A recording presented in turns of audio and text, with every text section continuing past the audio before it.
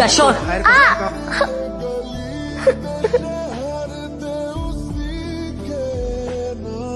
বাবা মান্নাত, হ্যাঁ মা। বড় বোনকে কেউ এইভাবে মারে? কেন? বড় বোনকে মারলে কি হয়?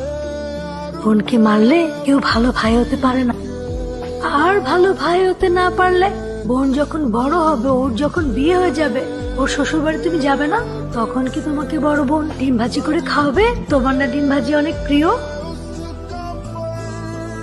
বুবু, বুবু শোন না, বুবু শোন না।